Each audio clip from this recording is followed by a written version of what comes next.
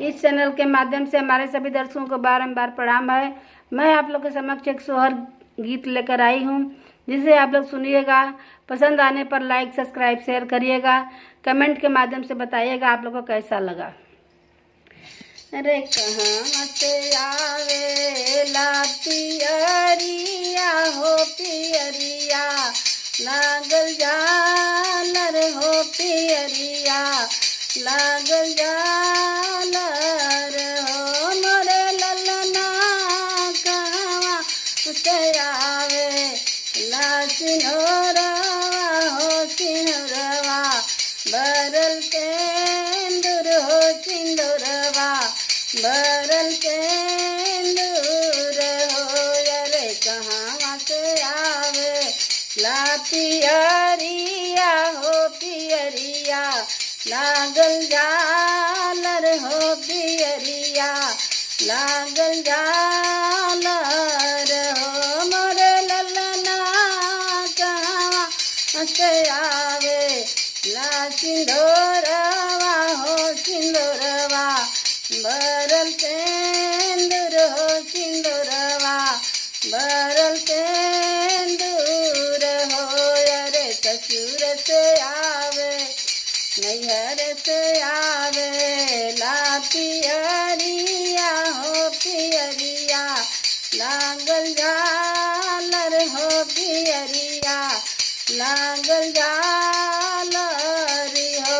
मोरे ललना ससुर से आवे ला सिंदूरवा हो सिंदूरवा, बरल केंदुर हो सिंदूरवा, बरल केंदुर हो। अरे नैहर से आवे ला पियरिया हो पियरिया, लागल झालर हो पियरिया, लागल झालर हो।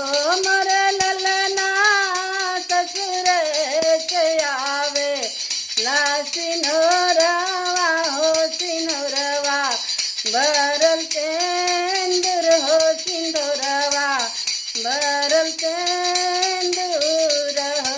अरे केही बजावे ला पियरिया हो पियरिया, लागल झालर हो पियरिया, लागल झालर हो। ललना कहिले आवे ला सिंदूरवा हो सिंदूरवा, बरल केंदुर हो सिंदूरवा, बरल केंदुर हो। केही मोर भजावे ला पियरिया हो पियरिया, लागल झालर हो पियरिया, लागल झालर हो। मोरे ललना केही मोर लावे ला सिंदूरवा हो सिंदूरवा, बरल केंदुर हो सिंदूरवा, बरल केंदुर हो।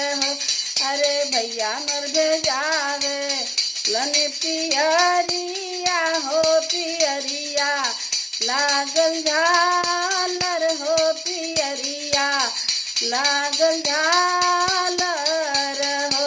मोरे ललना संगले आवे ला सिंहरवा हो सिंहरवा, बरल केंदुर हो सिंदूरवा, बरल केंदुर हो। अरे कहाँ हम रख वो पियरिया हो पियरिया, लागल झालर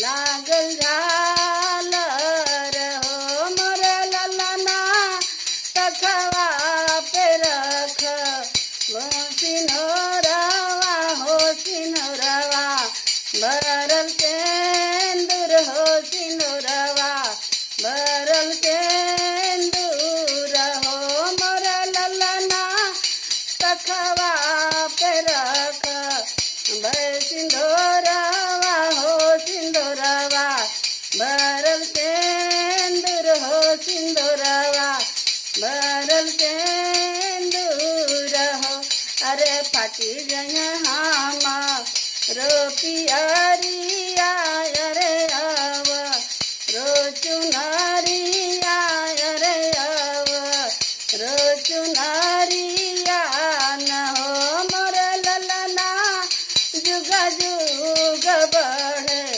मोर सिंदूरवा हो सिंदूरवा भरल सेंदूर हो सिंदूरवा भरल सेंदूर हो मोर ललना जुग जुग बढ़े मोर सिंदूर